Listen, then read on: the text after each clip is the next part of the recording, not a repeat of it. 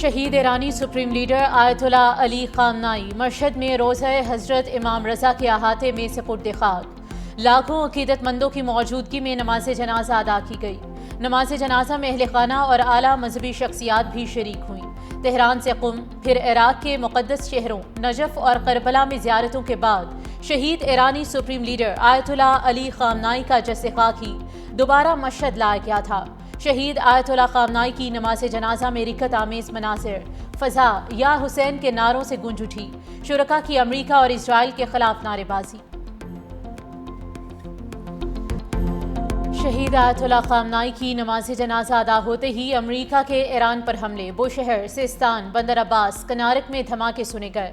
اس سے پہلے امریکہ نے ایران کے 5 صوبوں پر حملے کیے، 17 افراد جاں بحق، 78 افراد زخمی ہوئے۔ ایرانی جزیرے قشم، سیرک، بندر عباس، چابہار اور کنارک میں دھماکے سنے گئے۔ ایرانی میڈیا کے مطابق جاسک، بوشہر، ہرمزگان، جزیرہ ابو موسیٰ میں بھی بمباری، ریلوے پل، بندرگاہیں اور ایئرپورٹ کو بھی نشانہ بنایا گیا۔ IRCGC کا ریڈار سسٹم اور اینٹی شپ میزائل تنصیبات کو بھی نشانہ بنایا گیا۔ مشہد میں 2 پلوں کو نشانہ بنانے کے باعث ٹرین سروس معطل۔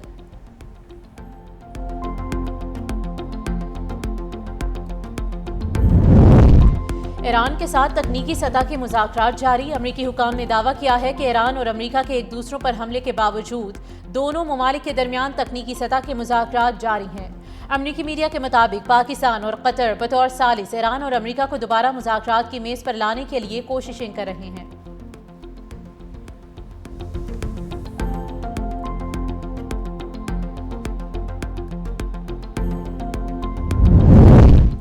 امریکہ ایران کشیدگی کا منصفانہ حل ناگزیر ہے۔ روسی وزیر خارجہ سرگئی لاروف کا بیان، کہا کہ معاہدے میں صرف امریکہ اور ایران ہی نہیں بلکہ پڑوسی اور دیگر متعلقہ فریقین کے مفادات کا بھی خیال رکھا جانا چاہیے، کیونکہ کشیدگی سے کئی ممالک اور عالمی معیشت متاثر ہو رہی ہے۔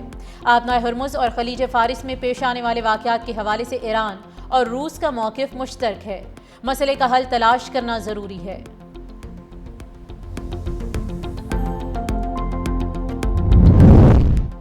اسرائیل کا حماس کے ترجمان حازم قاسم پر قاتلانہ حملہ، حازم قاسم شدید زخمی، باڈی گارڈ شہید۔ حماس کے مطابق حازم قاسم کی گاڑی کو ممکنہ طور پر ڈرون سے نشانہ بنایا گیا۔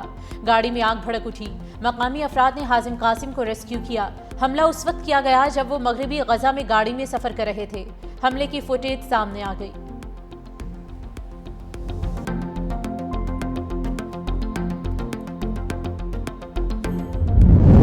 امریکی صدر کے ایران کو سخت نتائج کی دھمکی، ایران معاملے کو کینسر سے تشبیہ دے دی، کہا ہمیں اس کینسر سے نجات پانا ہوگی۔ سوال کیا، آپ جانتے ہیں نا کینسر کے ساتھ کیا کیا جاتا ہے؟ کینسر کو ابتدا ہی میں کاٹ کر نکال دیا جاتا ہے۔ ایران کو آج ہم نے بہت بڑا دھچکا دیا۔ تہران ہمارے ساتھ معاہدے کی بھرپور کوشش کر رہا ہے۔ ٹروتھ سوشل پر بیان جاری کرتے ہوئے کہا کہ صدر ڈونلڈ ٹرمپ نے کہا کہ بحری جہازوں پر حملوں کے رد عمل میں ایران پر حملے کیے، ایسا دوبارہ ہوا تو نتائج زیادہ سنگین ہوں گے۔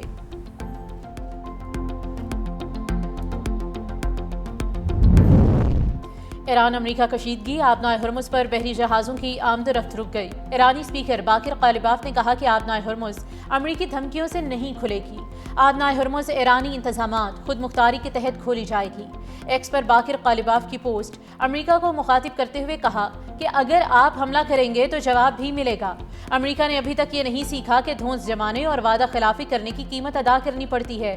بے مقصد ہاتھ پاؤں نہ ماریں ورنہ دلدل میں دھنس جائیں گے۔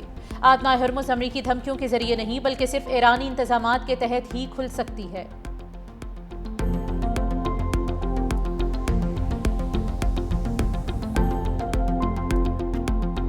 سنگین واقعات ہوئے، اس فتنے میں ہمارے مشرقی ہمسائے کا بھرپور ہاتھ ہے۔ پولیٹیکل لیڈرشپ اور ملٹری لیڈرشپ کا یہ یکسوئی کے ساتھ فیصلہ ہے کہ مل کر دہشت گردی کا خاتمہ کرنا ہے، اور یہ جنگ اس وقت تک جاری رہے گی جب تک کہ پاکستان میں آخری فسادی دہشت گرد کا خاتمہ نہیں ہو جائے۔ پاکستان میں دہشت گردی کے پیچھے بھارت ہے۔ مشرقی ہمسایہ دہشت گردوں کو فنڈنگ اور اسلحہ فراہم کر رہا ہے۔ وزیر اعظم شہباز شریف کا کوئٹہ میں صوبائی ایپیکس کمیٹی سے خطاب، کہا سیاسی اور عسکری قیادت مل کر دہشت گردی کا خاتمہ کرے گی۔ پوری قوم سیکیورٹی فورسز کے ساتھ کھڑی ہے۔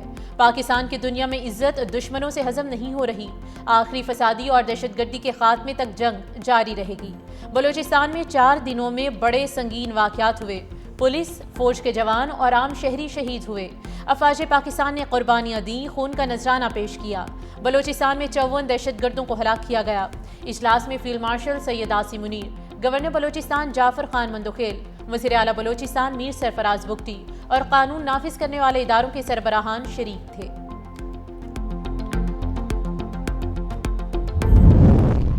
وفاقی وزیر داخلہ محسن نقوی کی نیو یارک میں بنگلہ دیشی ہم منصب صلاح الدین احمد سے ملاقات، مشترکہ مفادات کے شعبوں میں تعاون بڑھانے پر اتفاق، پولیس افسران کی تربیت، ایکسچینج پروگرامز، سائبر کرائم اور آن لائن فراڈ کی روک تھام کے لیے اشتراک مضبوط بنانے پر اتفاق ہوا۔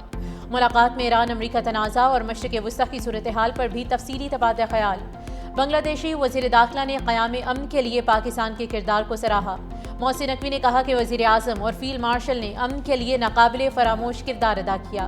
دونوں ممالک کو باہمی تعلقات مزید مستحکم کے نئے مواقع سے فائدہ اٹھانا چاہیے۔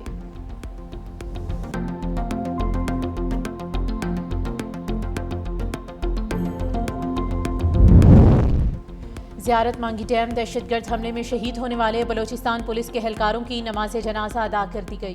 سرکاری اعزاز کے ساتھ سپرد خاک صوبائی وزیر حاجی Noor Muhammad Dumar, deputy commissioner Abdul Quddus Achakzai, police اور ضلعی انتظامیہ کے افسران، قبائلی عمائدین اور شہریوں کی بڑی تعداد میں شرکت۔ شرکاء کا شہداء کی قربانیوں کو خراج عقیدت پیش کرتے ہوئے دہشت گردی کے خاتمے تک جدوجہد جاری رکھنے کے عزم کا اظہار۔ مانگی ڈیم حملے میں بلوچستان پولیس کے 27 اہلکار شہید ہوئے تھے۔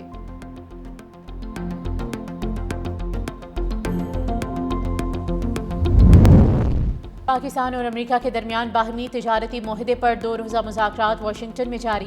سیکرٹری تجارت جواد پال پاکستانی وفد کی قیادت کر رہے ہیں۔ ترجمان دفتر خارجہ طاہر حسین اندرابی کہتے ہیں کہ مختلف وزارتوں کے نمائندے ورچوئل پلیٹ فارم کے ذریعے مذاکرات میں شریک ہوں گے۔ مذاکرات کا مقصد پاکستان اور امریکہ کے درمیان تجارتی تعلقات کو مزید فروغ دینا، باہمی تجارت میں سہولت کاری اور 2 طرفہ اقتصادی تعاون کے نئے مواقع تلاش کرنا ہے اور موجودہ تجارت میں تنوع اور اضافے کی راہ کو ہموار کرنا ہے۔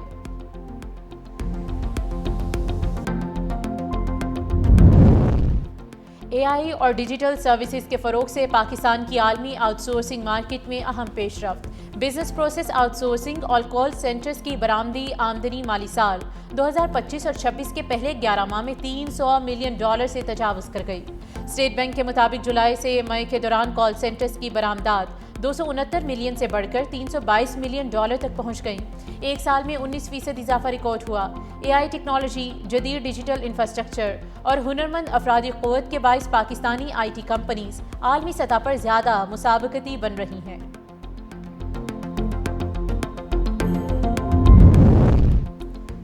بچوں کا غیر محفوظ اور غیر ذمہ دارانہ سوشل میڈیا استعمال سماجی، نفسیاتی اور سیکیورٹی خطرات میں اضافے کا باعث بننے لگا۔ عالمی تحقیقات کے مطابق اسکرین ٹائم میں اضافہ، خراب نیند، بے چینی، ڈپریشن، تعلیمی مسائل، ذہنی جسمانی نشوونما پر منفی اثرات مرتب کرنے لگا۔ سائبر مجرم اور منظم جعلساز گروہ بھی سوشل میڈیا کے ذریعے بچوں کو نشانہ بنانے لگے۔ ماہرین نے خبردار کیا ہے کہ بچوں کے بہتر تحفظ کے لیے والدین، تعلیمی اداروں اور میڈیا کی مؤثر آگاہی کے ساتھ مؤثر قانون سازی، ضابطوں اور آن لائن نگرانی کو ناگزیر قرار دیا ہے۔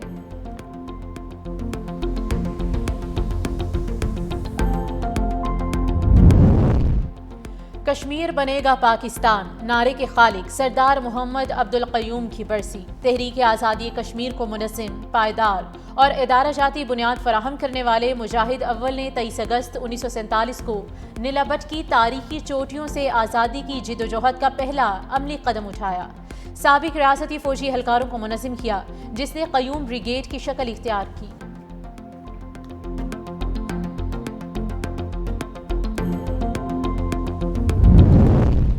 امیر جماعت اسلامی پاکستان کی اپیل پر آج ملک بھر میں احتجاج، پیٹرولیم مصنوعات کی قیمتوں میں کمی نہ کرنے، مہنگائی، آٹے اور LPG کی بڑھتی قیمتوں کے خلاف یوم احتجاج منایا جائے گا۔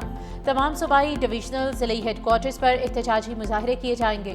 امیر جماعت اسلامی حافظ نعیم الرحمان لاہور کے علاقے اچرا میں احتجاجی مظاہرین سے خطاب کریں گے۔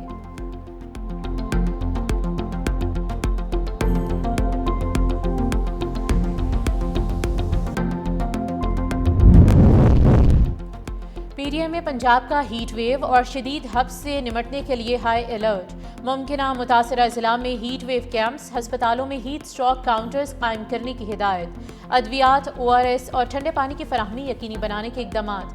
تھل چولستان اور جنوبی پنجاب میں گرمی کی شدت بڑھنے کا خدشہ، صاف پانی، موبائل ہیلتھ ٹیمیں، کنٹرول رومز اور متعلقہ ادارے الرٹ، شہریوں کو غیر ضروری طور پر گھروں سے نہ نکلنے کی ہدایت۔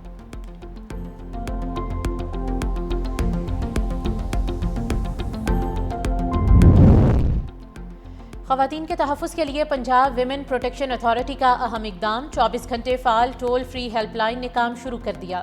ہراسگی، گھریلو یا جسمانی تشدد سمیت کسی بھی ہنگامی صورتحال میں خواتین مفت کال کر کے مدد، قانونی معاونت، تحفظ اور رہنمائی حاصل کر سکیں گی۔